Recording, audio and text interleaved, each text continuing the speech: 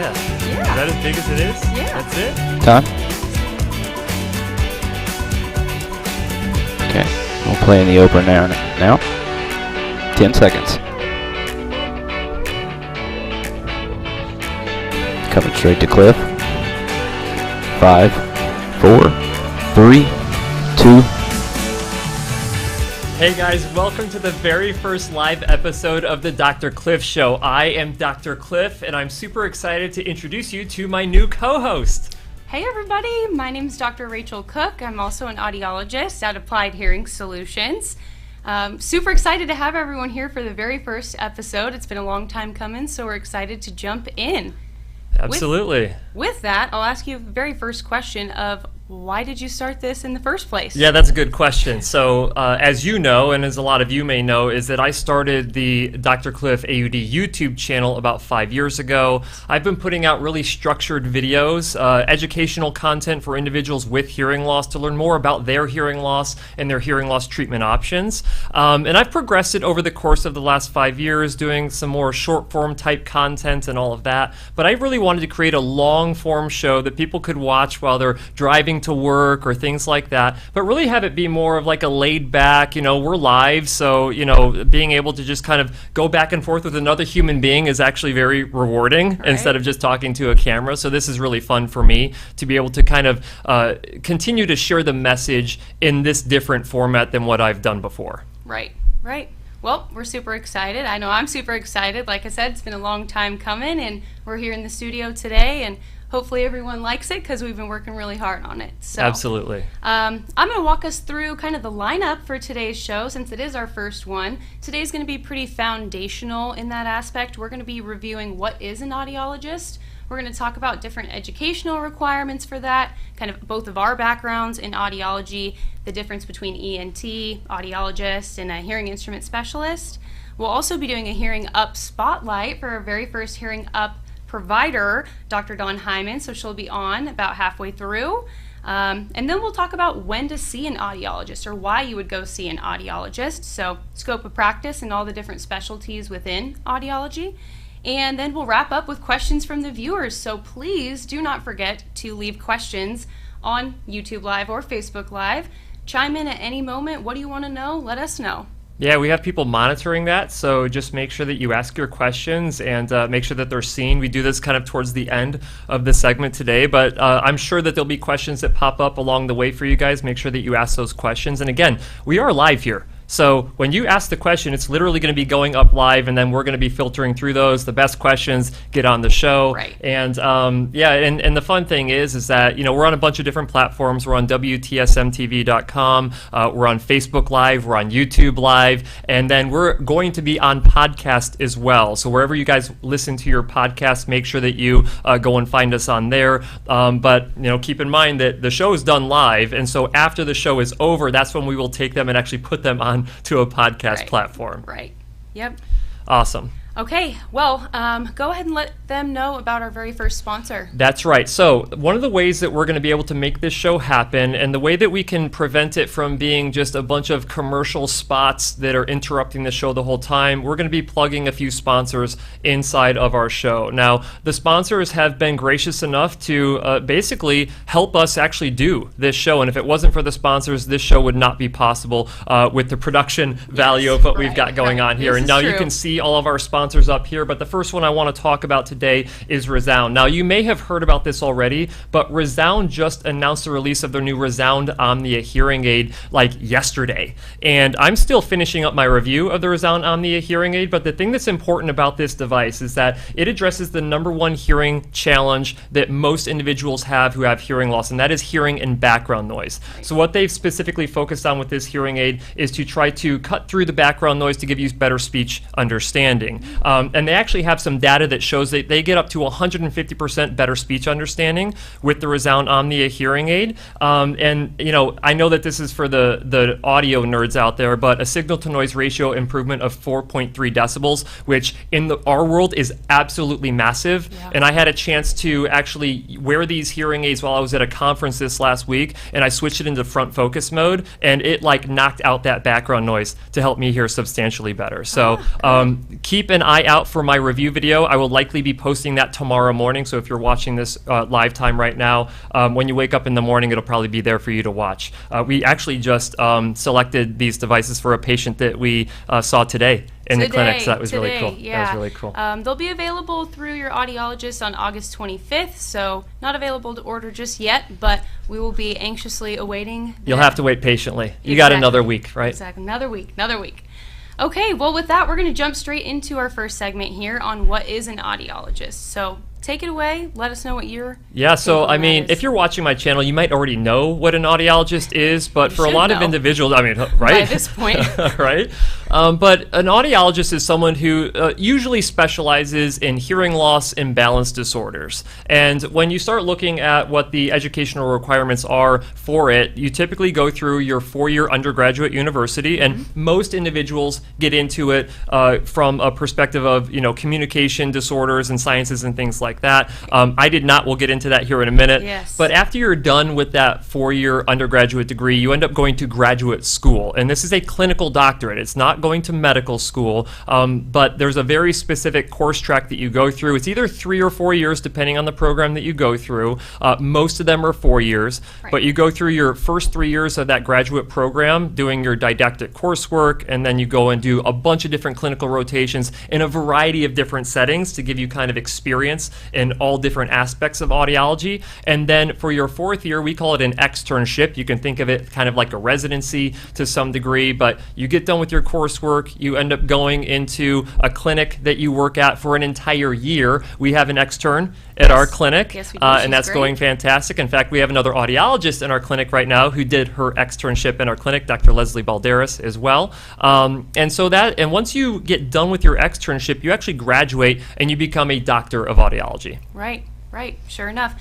Any interesting coursework that was in that 4-year program that you had that sticks out to you? There probably was, but I cared about hearing aids like right off the bat, okay. so I couldn't help it. But in terms of your background, obviously, you went through an audiology program too. Where did you go? I did. I went to the University of Texas at Austin, and it was amazing.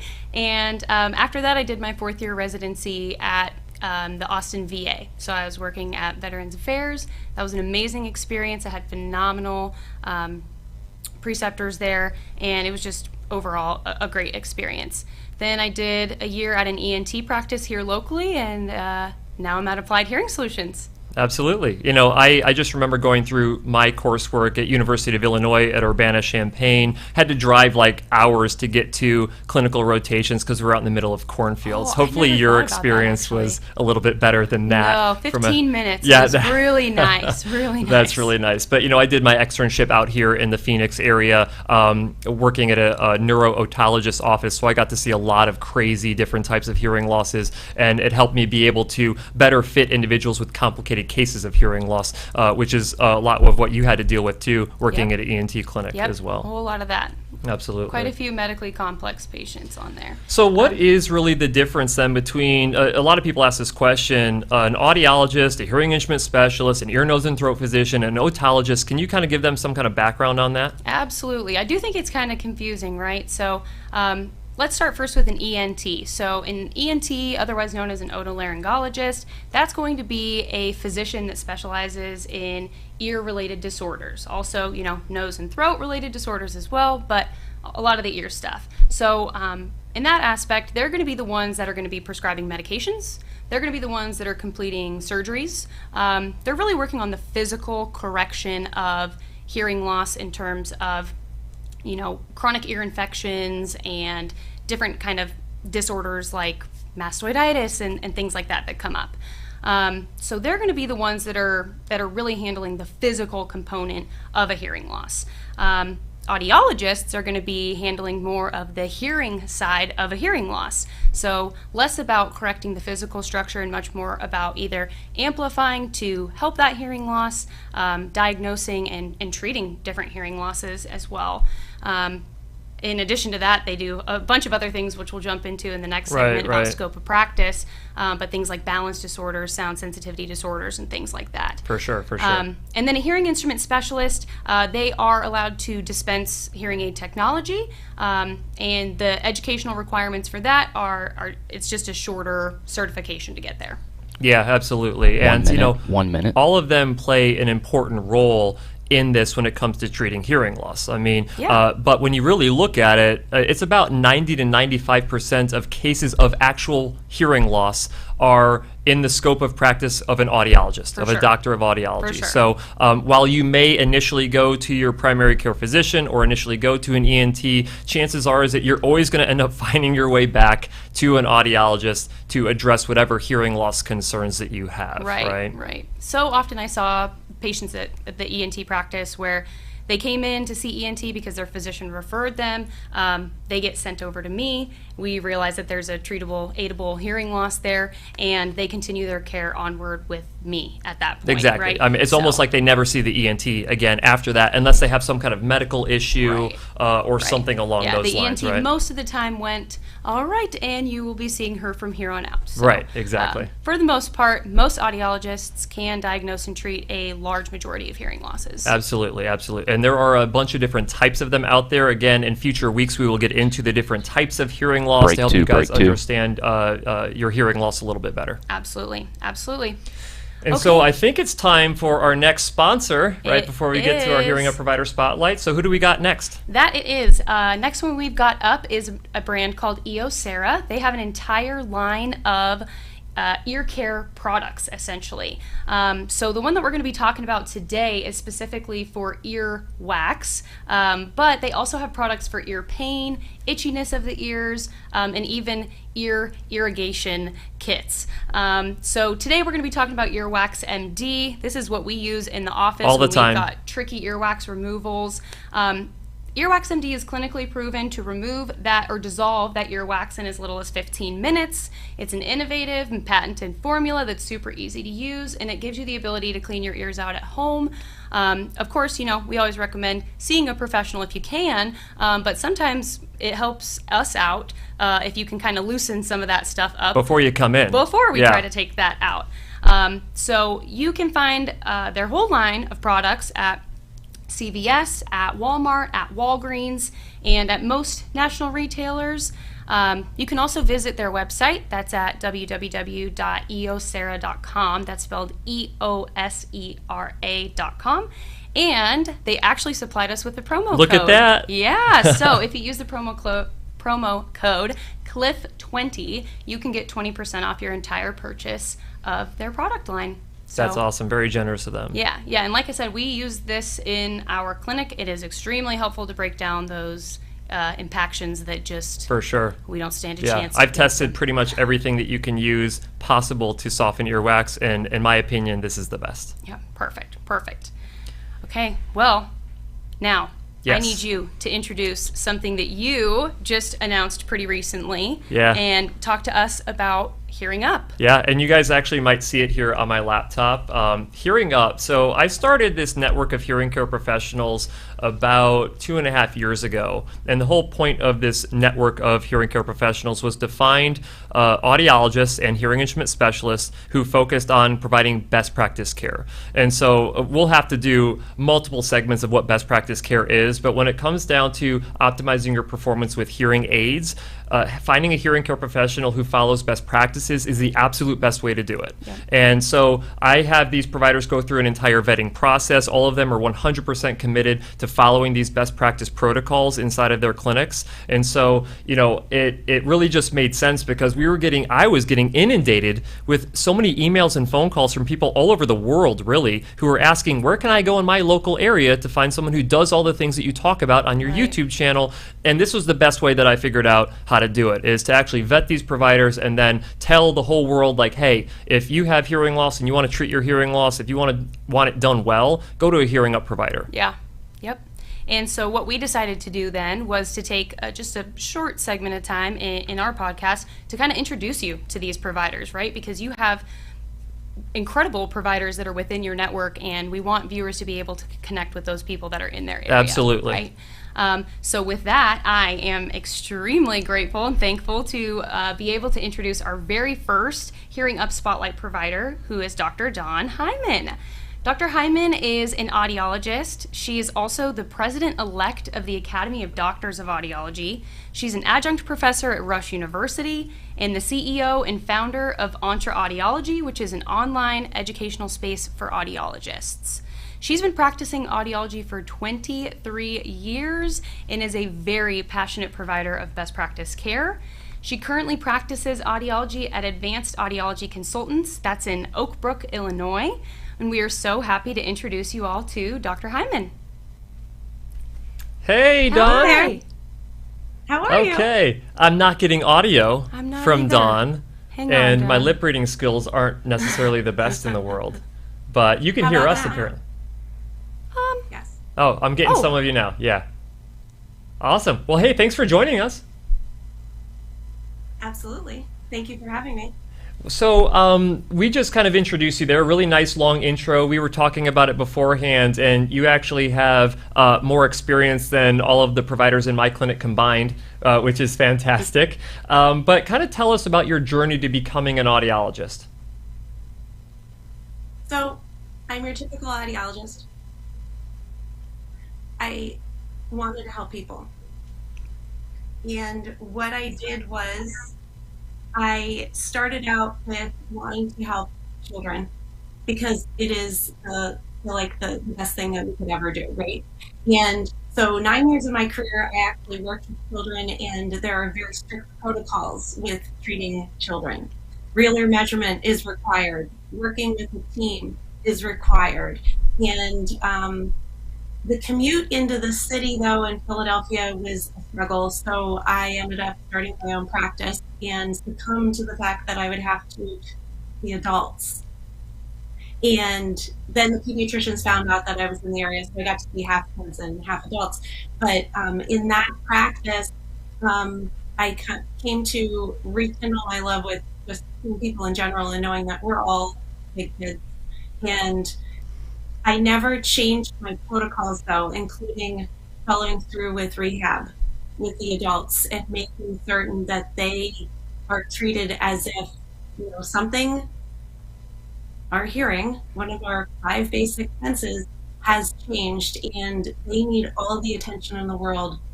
And I don't think we should cut corners with the adults, where sometimes that happens.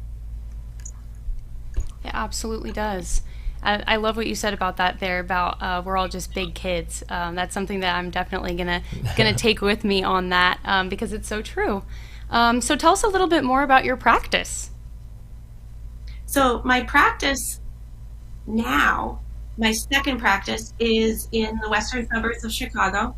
We originally started in Oak Brook, added a second office in Woodridge.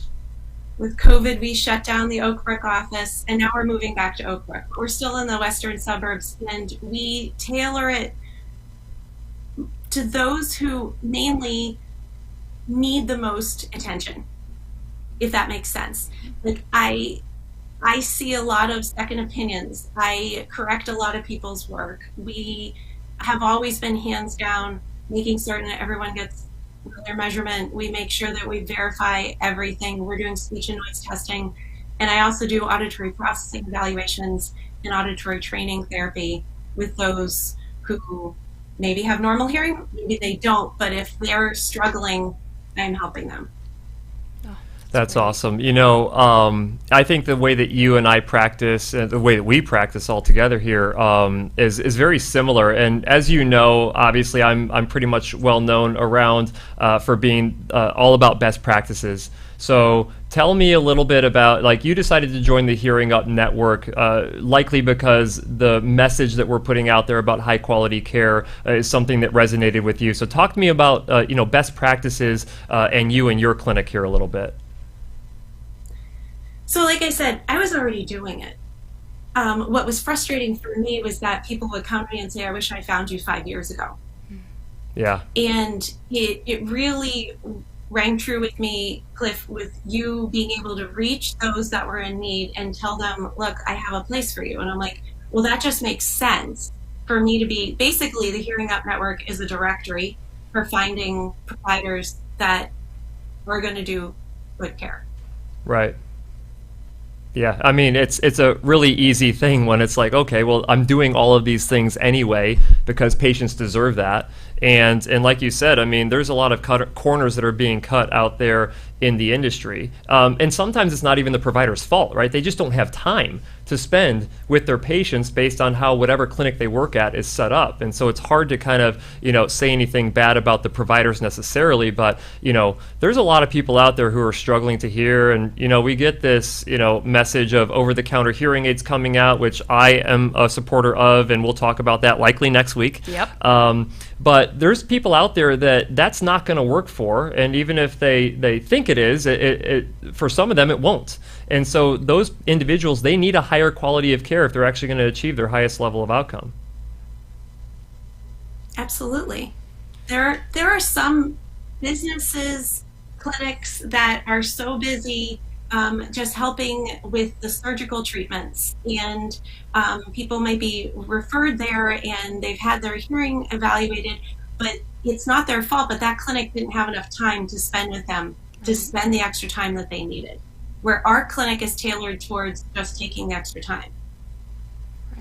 I really think that if we're talking about the potential negatives of best practices, that would be it. I mean, there's a time commitment because there's a lot of stuff that has to be done if you're going to actually end up doing it the right way. Yeah. And if you don't have time to do it, you don't have a choice. You have to start eliminating things that will reduce the performance benefit of a user of hearing aids. And while that's unfortunate, it's just how things work. And so, with the whole, HearingUp network, and why we want to highlight the providers inside of the HearingUp network, because they are the providers. You are one of the providers who has committed to actually doing things, no matter what, the right way for every single patient who comes in your doors. And we appreciate you for that.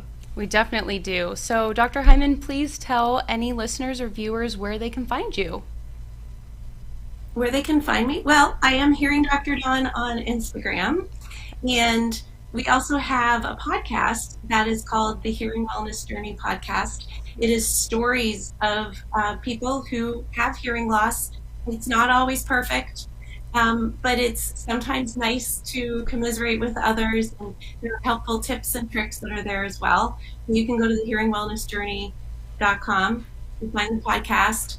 And then if you're in Chicago, just Google search Advanced Audiology Consultants. We get a pretty good draw, even sometimes from Wisconsin and in Indiana for sure. Yeah, familiar with that for sure. That's back in my old stomping grounds too, because I'm from Morris, Illinois, and Dawn is definitely back from where I used to hang out a lot. So, Dawn, thank you so much for joining us on the HearingUp Spotlight today. I really appreciate you, and I look forward to many, many more conversations. We're actually friends outside of this too, so that's kind of fun as well. Thank you, Dawn. We really appreciate it. Thank you so much, and congratulations on your new podcast. Awesome, thank you. Thank you. She's great. She's the greatest. Yeah, she totally is. I mean, I know that there's other people out there who are also great. Dawn is the greatest. Yep. And one time when I was in an appointment with you, one of our patients came in and said, hey, guess what? I just got my mom set up with Dr. Heiman. I know. So, I love it. I absolutely love that. That's the thing. I mean, the HearingUp network was really designed for individuals to find a provider in their local area. So when I have a patient who's a patient of mine or a patient of yours out here, if their family members or friends live next to an area that has a HearingUp provider, I'm absolutely recommending they go to a HearingUp provider instead of making the trip out here to see us. Of course. Okay, moving in to the next sponsor segment, which is... Yes, ESCO. I'm super excited about this one. So ESCO is, I talk about it a lot in my videos, about all these small, teeny tiny hearing aids that you can get. And that's great until you actually drop one on the ground, you can't see it, you kneel down on it and break it. And now here you have to file for like a loss and damage claim because that hearing aid is not repairable at that point.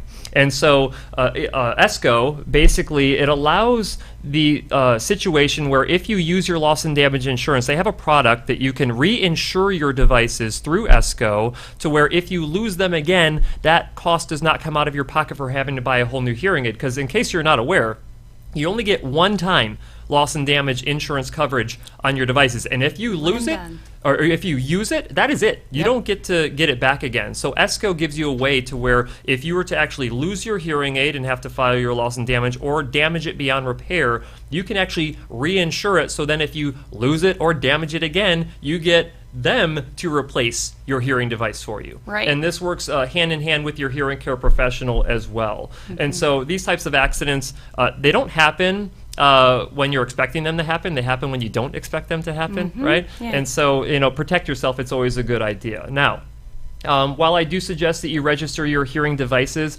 with ESCO, the Reminder Care program, you can actually take and register your devices. So once you start going out of warranty, they can remind you and say, hey, now it's time to actually purchase your own insurance for these devices. And when you do that, you actually get a $10 gift card through ESCO. And all you really have to do is go to esco.com/Dr. Cliff. That is esco.com/Dr. Cliff. And if you go there and just register your hearing aids, you can actually get that $10 gift card. And then, of course, you can look at all of the other products that they have there. And you can even ask your hearing care professional about it. Right. Yeah, you don't even have to purchase anything at this point, and I think it's a great thing to do because a lot of patients don't even know when their warranties are expiring, and so they end up in this situation where they break it or they lose it and they didn't know that they were out of warranty. So if you do not have that additional insurance on your hearing aids, it's probably a good idea to look into it, and ESCO is definitely going to be the company to do that with. Absolutely. All right, so now we're moving on. We have to get into, okay, now you know what an audiologist is, kind of what they do, but when is it actually time to see an audiologist? And why would I go see one? Of course. So we're going to review a couple of different reasons why, but I think we've got to start with the first and foremost, or the most obvious one, correct? Hearing loss, right? So hearing concerns, difficulty hearing TV, difficulty hearing your family members in the car. I know a lot of patients will start off by saying, everyone around me mumbles, right? Or if people would just speak up, I could hear them. Generally, that's a pretty good indicator that you might need to get your hearing checked. Yeah, absolutely. And, I think everyone kind of initially perceives it as it's not a me problem. It's everyone else just has marbles in their mouth. You hear that one all the time. You're not speaking clearly to me. You're not facing me. Like all of these things where like the tail ends of sentences kind of go away and you're just not getting it, or someone asks you a question and you respond back with something completely off the wall, and it's because you just didn't actually hear certain components. Right. And I think it's really important to kind of delineate here that hearing and understanding are two completely different things. Just because you hear something doesn't mean you're actually going to understand what was being said. Right. And if that is the type of thing that's starting to happen to you, then there is a solid chance that you actually have a hearing loss, and that is definitely within the scope of practice of an audiologist, is to identify the hearing loss and to essentially administer treatment for that hearing loss. Right. But hearing loss is only one part of the scope of practice of an audiologist. So what are some of the other things that we focus on? Absolutely. So another subspecialty, I guess, of audiology that a lot of people don't know about is balance disorders.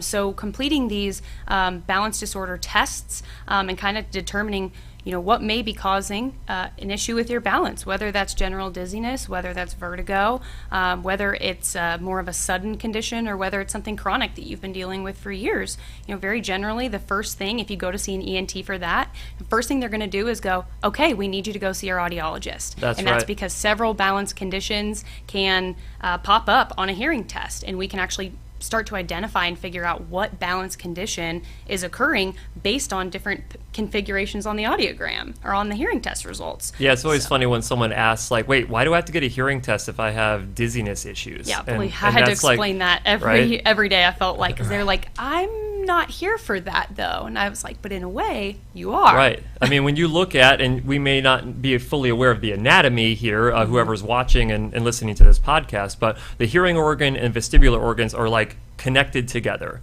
And so what happens with one can oftentimes affect the other one. Absolutely. And so we really have to have a full understanding of that. And that is within the scope of practice of an audiologist to be able to identify. Now, some audiologists specialize in completely other things. You actually heard Dawn talking about, or Dr. Dawn Heiman talking about that she does auditory processing disorder, right? So that is within the scope of practice of an audiologist as well. And if I were to break that down very simply, because I am not an APD specialist, it's that when sound can make it to your brain, but your brain just can't put it together well. And so going to someone who specializes in auditory processing disorder, they can actually take you through the diagnosis of that and the treatment of that to actually make your brain work better as far as that goes. For sure, right? for sure. We've got other disorders that fall into what we call sound sensitivity disorders as well. And a lot of people struggle with these ones. So things like tinnitus, so buzzing, ringing in the ears, or any type of sound. A lot of people describe it as crickets or cicadas or things like that. That would fall into the class of sound sensitivity disorders. We've got patients that have abnormal sound tolerance issues, where normal, everyday, average sounds actually come through at uncomfortably loud levels. That falls into that class as well. Or even things like misophonia, where things like other people chewing or clicking pens actually evokes an emotional response out of them. So all of those also fall into the scope of audiologists. Most of the time they need to have some sort of specialty in that realm, just because these are very, very hyper-specific conditions, but they're out there. Yeah, for and sure. oftentimes when you have hearing loss, you can also have one of these other conditions that can crop up or can be identified during this testing process. I mean, we see it with tinnitus all the time, or tinnitus, however you guys want to say it, right? But this ringing and buzzing in the ears happens a lot.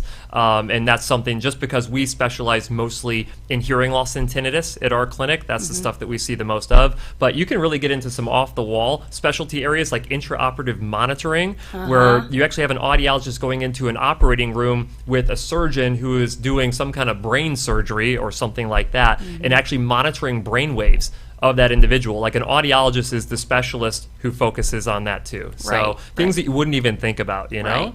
And I do think that in the future, moving forward, I think we're going to have a lot of, episodes, right? A lot of time to talk about way these too many, different things. too many episodes. Way too many episodes. So we'll be able to review a lot of these things, episode by episode. Absolutely. Hopefully get some really great specialists in here to talk about these different subspecialties For sure. as well. And we just got done talking about tinnitus, and the next sponsor here actually has a product for that. That they do.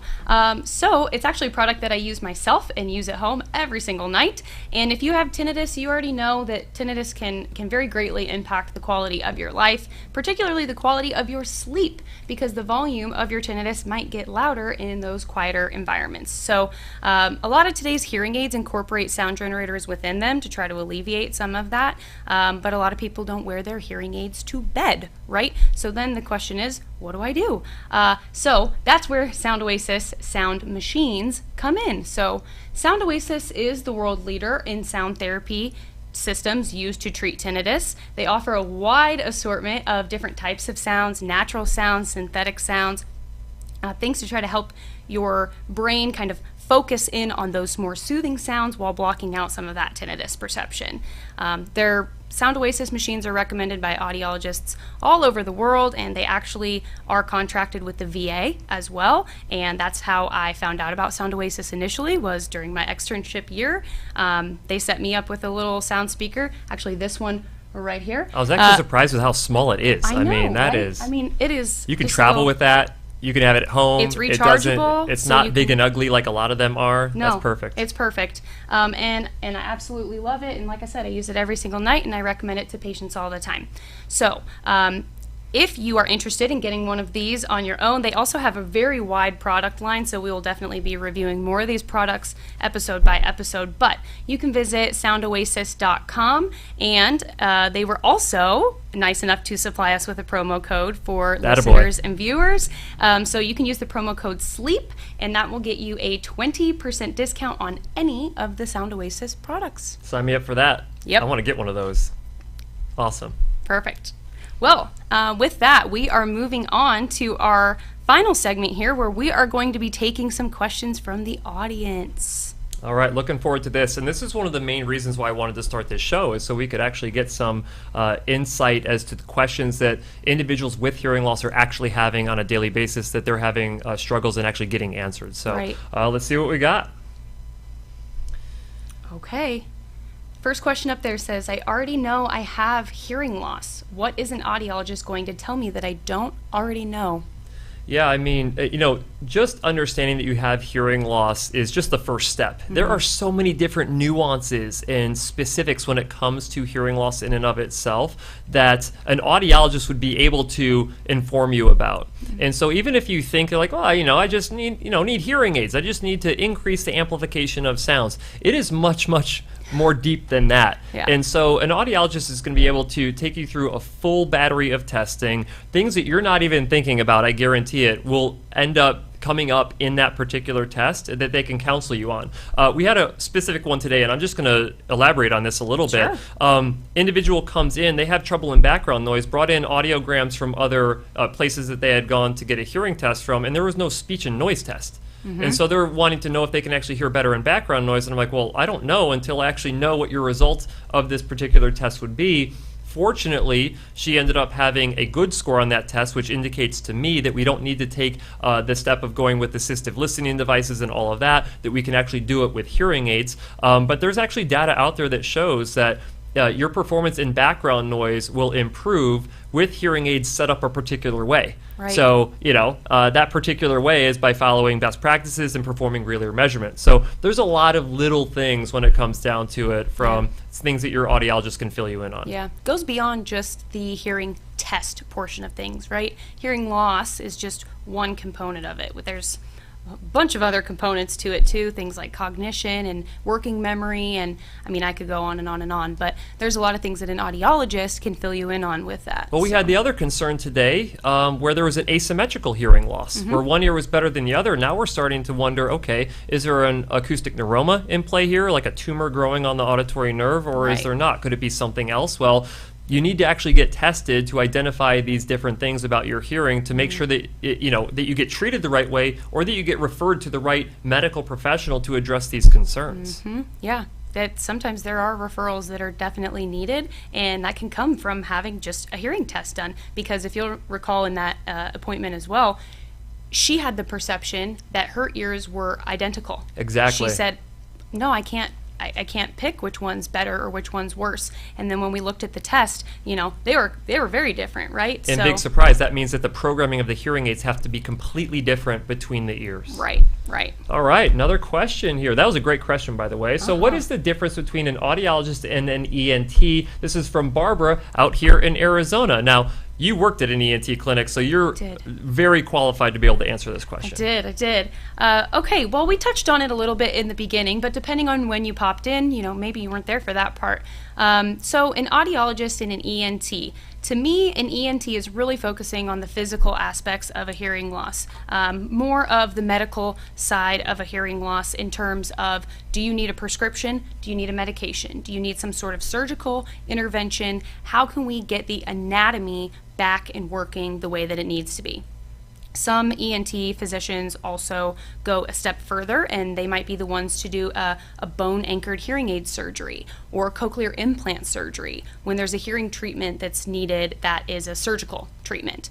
But after that, when they're done with that surgery, they hand you off to who? They hand you off to the audiologist. So audiologists are definitely going to be the primary, professional to work with when there are communication difficulties, when there are hearing losses, for the diagnosing and treatment of a large majority of hearing losses.